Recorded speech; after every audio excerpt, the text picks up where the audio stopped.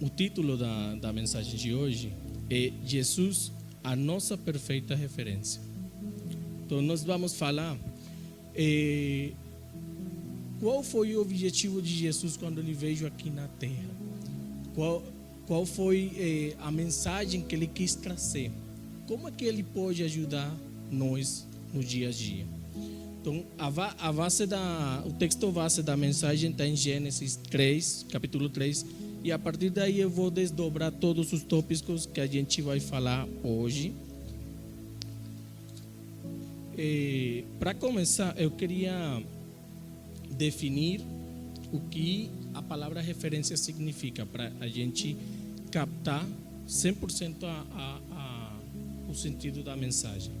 Segundo o dicionário, uma referência é um relacionamento entre dois objetos em que um objeto designa ou atua como meio pelo qual se conecta ou se vincula a outro objeto.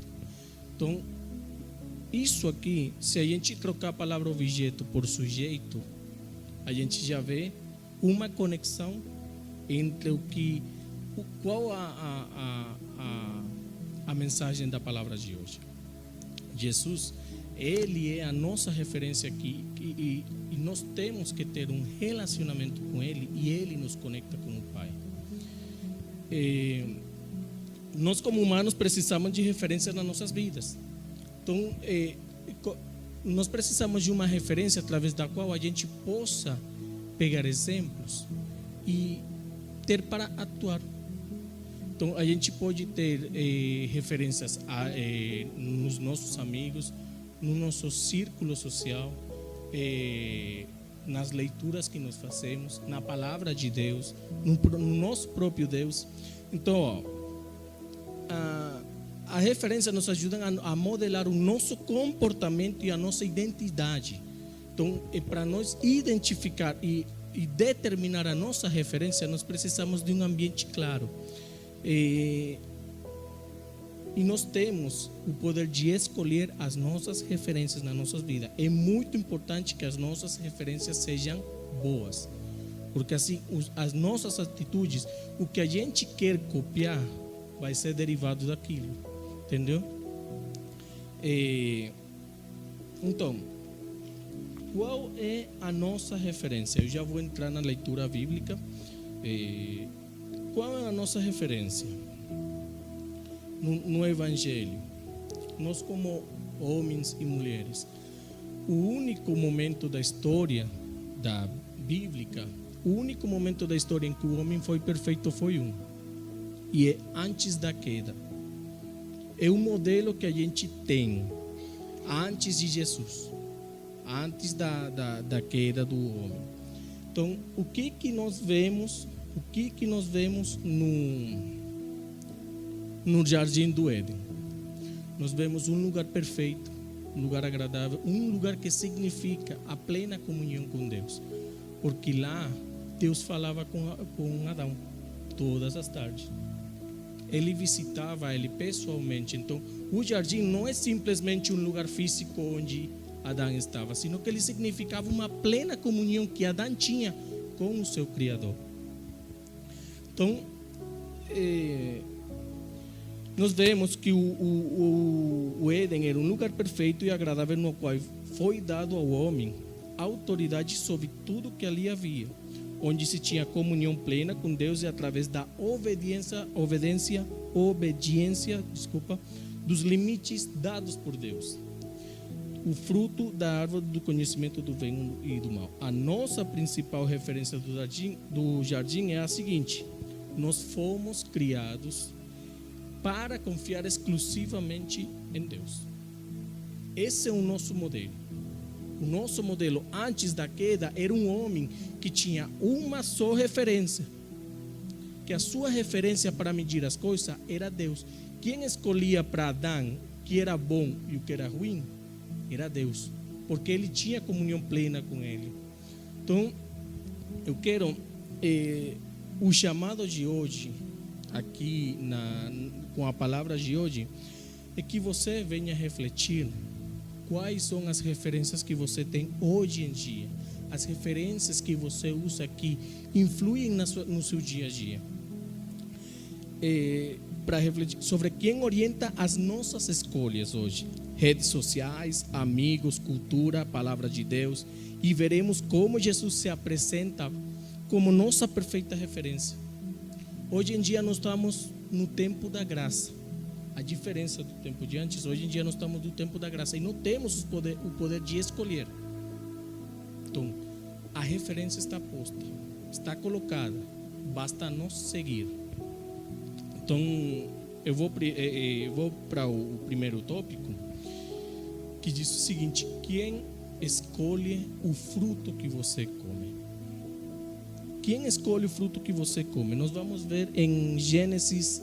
Vamos falar sobre a primeira questão, que é a ordem divina.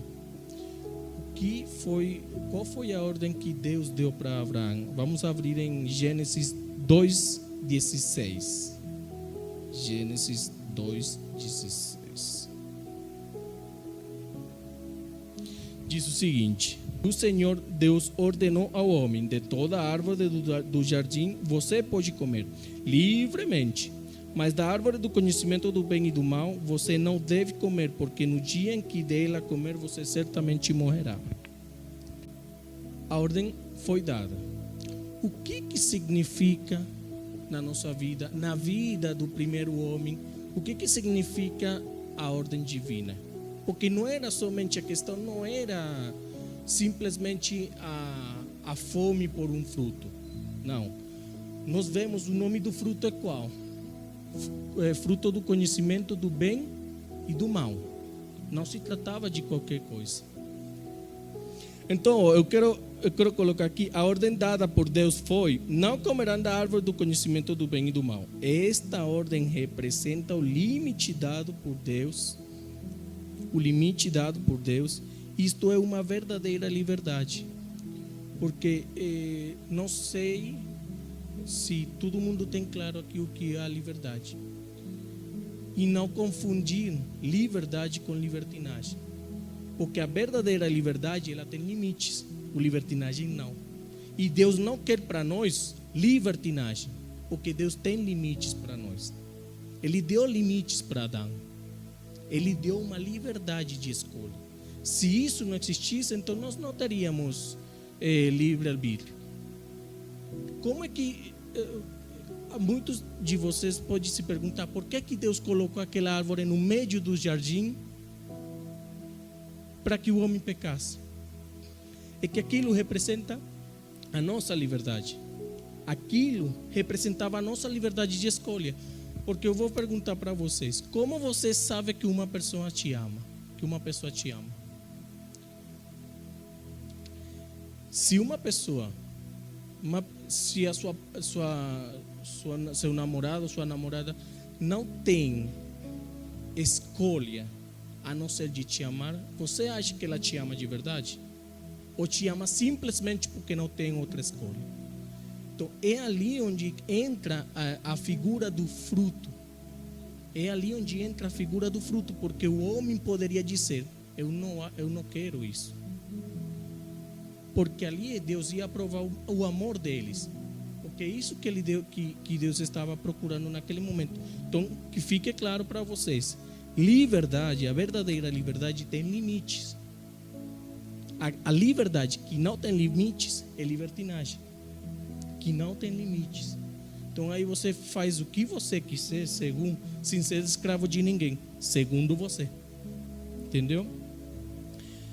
Deus deu a ordem para Adão por amor, porque ele sendo onisciente sabia o que era bom e o mal para nós verdadeiramente. Ele conhece além da nossa estrutura. Ele conhece as nossas debilidades e que fique claro, essa foi a única restrição que Deus deu para Adão, o único limite, porque o resto estava livre. Ele tinha o Éden completo para eles. Ele falou, versículo 17, versículo 16, e o Senhor Deus ordenou ao homem: de toda árvore do jardim você pode comer, somente de uma que você não pode, Muitas das vezes, isso que nós sabemos, que não podemos ou devemos fazer, é o que mais chama a nossa atenção. Não sei se já aconteceu com você. Tem alguma situação, sua mãe falou para você: filho, eu não quero que você faça isso, porque isso não faz bem para você. Filha, eu não quero que você entre naquele lugar ou faça aquilo, faça isto, porque isso não é bom para você.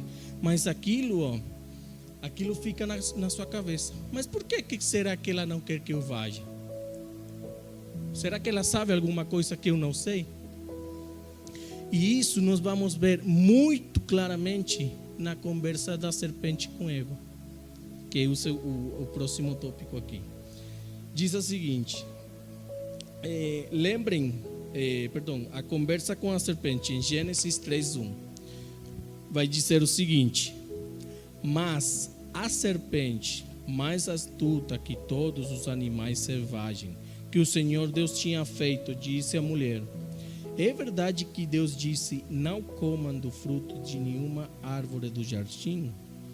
Você viu que ela começou jogando uma isca. Não foi isso que Deus falou?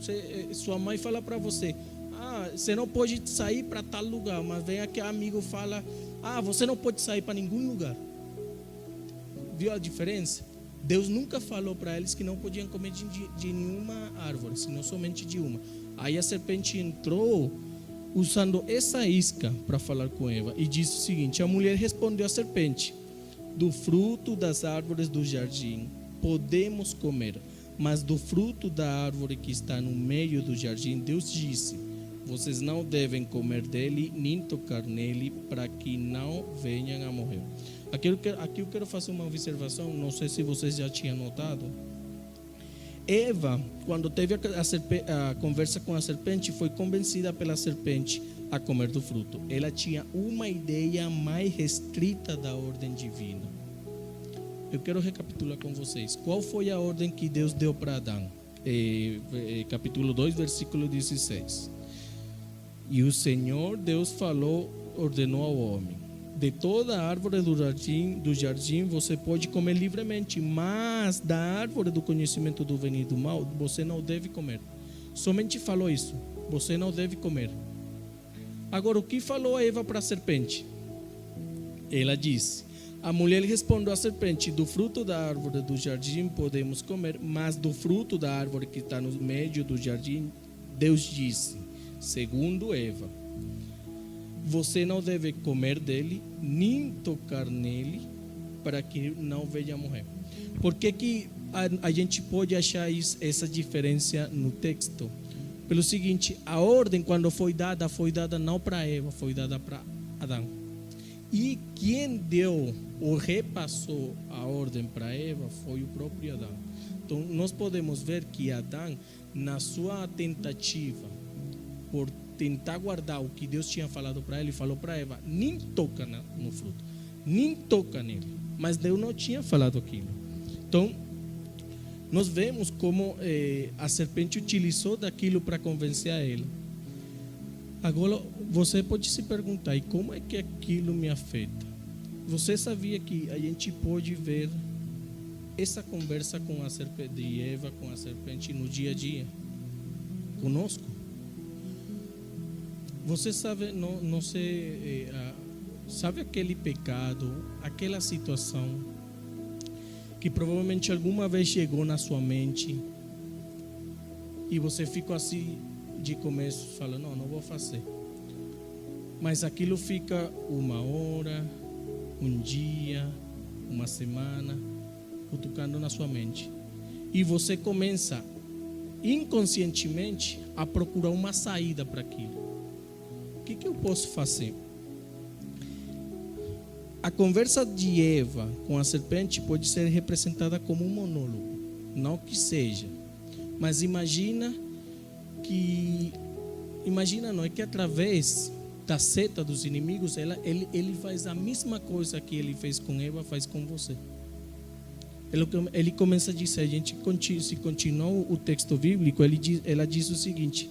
Então, o versículo 4 do capítulo 3. Então a serpente disse à mulher: É certo que vocês não morrerão, porque Deus sabe que no dia em que dele comerem, os olhos de vocês se abrirão. E como Deus, vocês serão conhecedores do bem e do mal. Então, imagina que você situação em que tem algo que você não pode fazer. Sua mãe falou para você não fazer tal coisa. Então, aquilo fica na sua mente. Se a sua mãe, se seu pai, uma pessoa de Deus está falando para você não faça qualquer coisa ou alguma coisa, através da guia do Espírito Santo, como é que a serpente ela entra ou atua na sua vida? É da seguinte forma: ela vai começar a cutucar. Mas se você fazer, você não vai morrer. Se você fazer aquilo, você não vai morrer. Isso que a sua mãe falou é mentira. Na mente. Não sei se já aconteceu com vocês. Comigo já aconteceu. Alguma situação em específico que você sabe que não pode fazer ou não deve fazer. Então você fica na sua mente: mas se eu fazer aquilo, não vai acontecer nada. Se eu fazer aquilo não vai me afetar da forma que os demais falam. Então é dessa forma que a serpente ainda hoje ela atua nos nossos pensamentos, nos nossos dias. As setas do inimigo, elas trabalham diariamente para que a gente coma do fruto, que Deus disse que não é para comer. Então, quem é que escolhe para você? Quem escolhe o fruto que você come? De onde você está pegando essa referência? A quem você está dando ouvidos? A gente vai ver agora a conversa com a serpente representa tudo aquilo que nos leva ao pecado. Nosso orgulho, nossa consciência orgulhosa, porque ali é onde entra. Por que eu não posso fazer aquilo? É que esse cara sabe que se eu fizer, então vou ser maior do que ele. Aí assim é que começam essas furadas.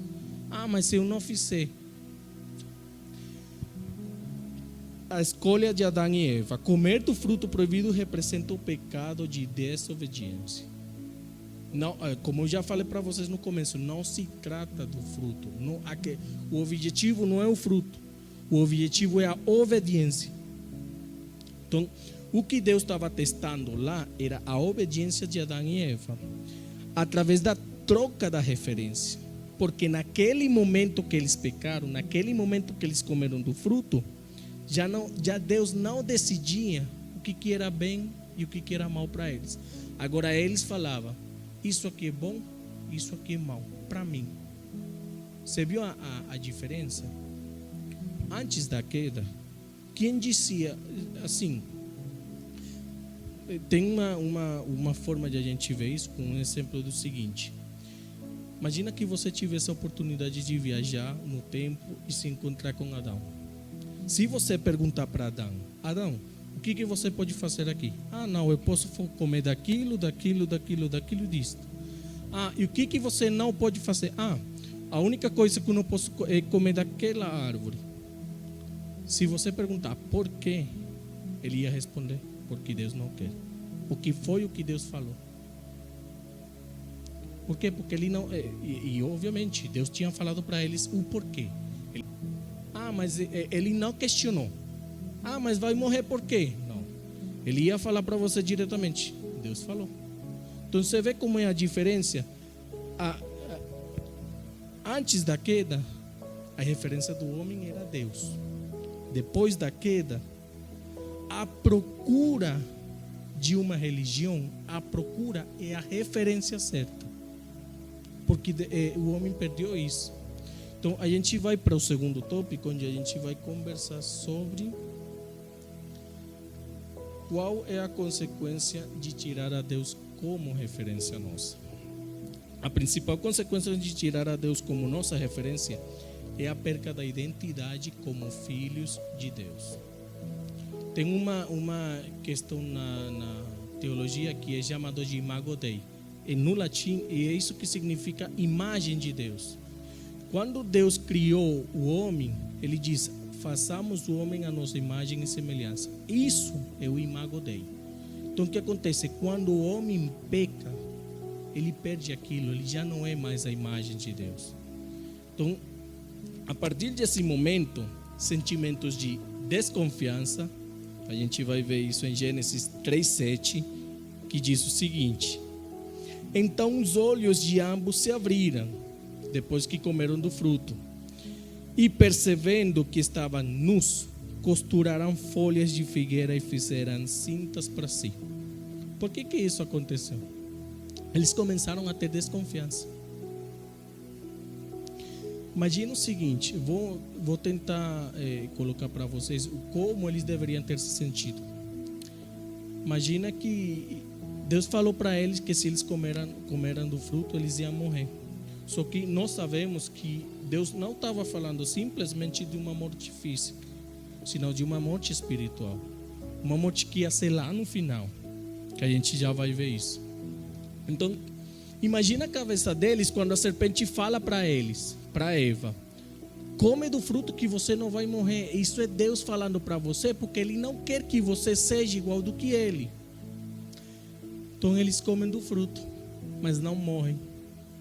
Quem é que fica como mentiroso na trama? Deus. Não é que ele seja, mas ele fica naquele momento como um mentiroso, porque no momento parecia que a serpente estava dizendo a verdade. Então naquele momento eles não conseguiam confiar em mais nada. Não sei se já aconteceu com você. Você está numa situação, num ambiente, e aconteceu alguma coisa, alguma pessoa traiu você, e você, por causa daquilo, você começa a desconfiar do entorno inteiro, porque você diz: se aquilo aconteceu, pode acontecer de novo.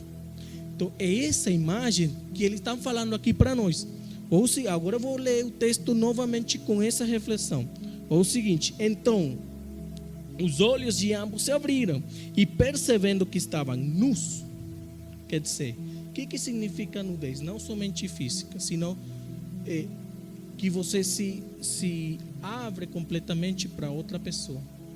Ele conhece tudo de mim. E isso é uma das grandes coisas hoje, que é muito difícil. A pessoa não se abre para ninguém, porque a gente se sente débil, porque a outra pessoa conhece tudo da gente. Então essa foi a desconfiança que eles, uma das primeiras consequências, segunda na verdade, consequência que eles tinham na queda. A segunda consequência, medo. A gente vê em Gênesis 3, versículo 10. Quando Deus foi lá no jardim e perguntou: Adão, onde você está? Ele respondeu: ouvi a tua voz no jardim, e porque estava nu, tive medo e me escondi. Então já não é uma questão somente de desconfiança, sino que é medo. A gente vê isso também nos dias de hoje. A gente vê também a culpa. Gênesis 3:12. Ele diz: então o homem disse: a mulher que me deste para estar comigo, ela me deu a árvore da árvore e eu comi. Então, consequências de a gente tirar Deus como referência. Já Deus não escolhe, nesse momento Deus não escolhe, porque nós não queremos o que é o mal e o que é o bem para nós. Então a gente vai sofrer de desconfiança, de medo, de culpa. Será o nosso dia a dia. Isto pode levar-nos a afastar-nos ainda mais de Deus, tentando procurar um reparo para esses sentimentos no mundo. Aquele famoso vazio. Aquele famoso vazio que somente tem o tamanho de Deus e somente Ele pode preencher. E aqui nós podemos ver que por causa disso o homem ele começa a procurar uma salvação. É a partir daí que a gente vê a criação da religião e a criação de ídolos. É a partir desse momento, porque eles tentam se conectar com aquilo que eles perderam. Só que o espírito deles fala para ele: tem algo que você perdeu, mas você não sabe o que é. É por isso que eles criam ídolo, porque eles procuram aquilo que eles perderam, só que eles não sabem o que eles perderam. Além da separação de Deus, a gente vê os conflitos interpessoais. Acusações e transferências de culpa são evidentes na queda do homem. A gente acabou de ver isso no capítulo 3, versículo 12 e 13. Adão acusa Eva, Eva acusa a serpente. Hoje em dia ainda existe isso. As pessoas colocando a culpa em terceiros simplesmente para não ter o trabalho de reconhecer erros. E podemos ver uma sociedade destruída por isso. Aqui onde vem a famosa falta de perdão. A gente comete um erro, a gente quer transferir a culpa para os outros, simplesmente por não ter a capacidade da gente reconhecer aquilo que a gente fez mal. A gente tem o C, que seria a quebra de autoridades e ordens. A separação de Deus faz com que o nosso orgulho cresça e com isso a quebra de autoridades. Não conseguir ser submissos às nossas autoridades, queremos ser o nosso próprio Deus, que isso se vê hoje em dia, e basicamente isso. Eu sou a minha própria referência. Eu digo o que é bom, eu digo o que é mal, eu digo o que é verdade, eu digo o que é mentira. E isso a gente vê hoje. Hoje tudo é relativo. Por quê? Porque cada pessoa tem uma referência. E a referência dessa pessoa é ela mesma. Que nós sabemos que isso é uma consequência que vai ser cumprida lá no fim. Somente para aquelas pessoas que não restauraram a sua referência original. Aquelas pessoas que não têm Deus na sua vida, que não procuraram estabelecer. Já não sou eu a minha referência, já não sou eu quem manda em mim, sino Deus. Então, essas pessoas que não procuram isso, então, são as que finalmente elas irão sofrer sobre essa morte espiritual. E o terceiro tópico que a gente vai ver aqui, Jesus, a nossa perfeita referência. Como é que Jesus ele se converte naquilo que o homem perdeu lá na queda? Então, a gente vê que o primeiro Adão, o primeiro Adão ele falhou, mas o Adão perfeito ele venceu. O primeiro Adão ele perdeu tudo no jardim. O Adão perfeito ele ganhou tudo no deserto. Então a gente vê, e eu quero nesse terceiro ponto onde eu quero fazer mais ênfase, que para mim é o mais importante dos três. E a gente vê a identidade como filhos de Deus e a obediência à palavra, sem desistir. A gente vê, vamos procurar Mateus 3,7.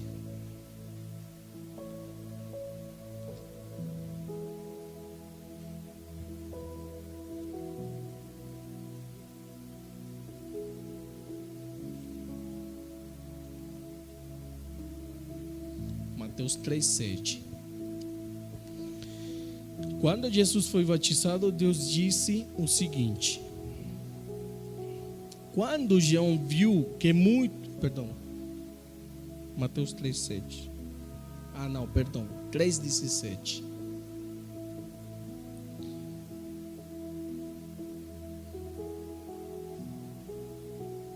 Eu vou ler a partir do 16. Depois de batizado Jesus, logo saiu da água. E eis que os céus se abriram e ele viu o Espírito de Deus descendo como pomba, vindo sobre ele. 17. E eis que uma voz do céu dizia: este é o meu filho amado, em quem me agrado. O que está acontecendo aqui? Logo após isso, ele foi levado ao deserto, onde foi tentado por Satanás. Foi entregado para ele uma identidade. Naquele momento em que Jesus foi batizado, foi entregado para ele: você é meu filho amado. E a questão, logo após isso, ele foi levado ao deserto e foi tentado por Satanás num momento de debilidade humana, mas fortalecido no espírito e na palavra foi capaz de vencer. A gente, se você pegar esse capítulo e começar a ler, você vê que ele teve os 40 dias de jejum, mas a única vez, antes de tudo isso, que a Bíblia descreve que Deus falou com ele, foi somente ali. A gente não sabe se nos 40 dias falou. É o que a Bíblia não descreve essa parte. Mas antes dele ser tentado, Deus falou somente uma coisa: você é meu filho. E nós vemos como aquilo foi suficiente para ele. Uma palavra só, uma vez só. E nós às vezes esquecemos daquilo. Deus fala para nós: você é meu filho amado. A gente sai pela porta e esquece. Aí começa a chorar porque Deus não me ama. Somente porque a gente esquece. Veja que Jesus não precisou de nada além da palavra de Deus. Isso é um sinal. Da palavra de Deus para não desistir da sua identidade como filho de Deus. E mesmo num momento de dificuldade, escolheu a Deus como a sua referência. Porque o Satanás ofereceu para ele riqueza. Só que qual foi a referência de Jesus? Foi o próprio Pai. Porque ele disse: não, eu sei o que é bom para mim, não porque eu decidi. Eu sei que isso não é bom para mim, não porque eu determinei que era mal. Não, é porque eu conheço o que o meu Pai fala a respeito. Aí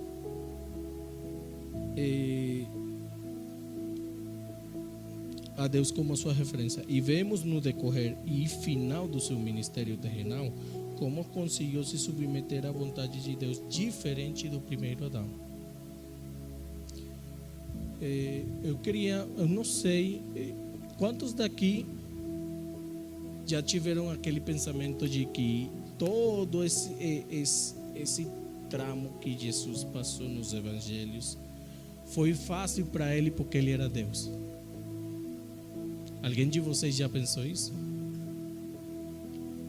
E isso é normal, porque eu já também passei por isso. Porque a gente cai naquilo: mas para Jesus foi fácil porque ele é Deus. E principalmente no deserto. Jesus nunca sentiu fome. Tem dos que falam: Jesus nunca sentiu fome porque ele era Deus. Para ele era fácil. Fazer um jejum de 40 dias, para ele é fácil porque ele é Deus. Só que não é tão assim. E eu quero trazer uma reflexão para vocês, para que vocês interiorizem isso, como o que funcionou para mim, porque eu tinha também essa dúvida. Eu tinha também esse questionamento: mas para ele, eu não dizia que foi fácil, mas pelo menos ajudou. O fato dele ser Deus, alguma coisa ajudou ele. Mas não foi assim. Porque nós vemos nas cartas dos apóstolos que Jesus, ele se despojou da sua glória. O que significa isso? A gente, às vezes, pelo menos eu não conseguia entender aquilo. Como é que ele se despojou da sua glória, mas ele era Deus? Então, às vezes a gente não consegue, porque comigo foi assim, eu não conseguia entender aquilo. E qual a consequência daquilo? Que às vezes a gente não dá valor para o sacrifício que Jesus fez, para tudo que ele passou, porque a gente fala: não, mas para ele foi fácil. Ele não pode ser para mim uma referência, ele não pode ser para mim um exemplo, porque ele não foi como eu, ele não foi como sou eu. Mas assim, agora é o seguinte: eu ouvi esse exemplo aqui numa live uma vez, e eu gostei muito, porque aquilo me abriu muito a minha mente. Os apóstolos dizem que ele se despojou da sua glória e veio em carne, por amor. Imagina o seguinte: imagina que você tem um carro. Imagina que você tem um carro, o carro dos seus sonhos. Mas você tem um amigo, um colega, que por alguma razão ele não consegue entrar no carro. Mas ele precisa ir longe e ele quer que você o acompanhe. O que Jesus imagina? Que aquele carro é tudo que Jesus renunciou. para ele vir nessa terra. A glória dele, a divindade dele. O que ele fez? Ele pegou aquele carro, a chave daquele carro, guardou na garagem e começou a andar com um amigo até o destino dele. O que aquilo diz para nós? Ele continuava sendo dono do carro? Ele era dono do carro. Mas ele preferiu deixar o carro na garagem e sair andando somente porque o amigo não podia entrar no carro. Então, isso é o que Jesus fez por nós. Nós não podemos entrar, nós não podíamos entrar na glória. Mas ele se despojou, ele falou: eu vou guardar isso aqui na minha gaveta e eu vou descer lá, porque eu vou caminhar com eles. Entenda que Jesus, enquanto ele estava aqui na terra, ele foi igual que nós. Ele teve que orar para que Deus falasse com ele, jejuar. Ele chorou, ele teve medo. Tanto que a gente vê no relato do Getsemane, no jardim do Getsemane, ele suou sangue. Você sabe que tem noção disso? O medo que ele tinha, porque ele já sabia que ele ia ser crucificado. Exatamente. Ele pediu, ele disse para Deus: Deus, passa de mim esse cálice, só se for, mas que se cumpra a tua vontade.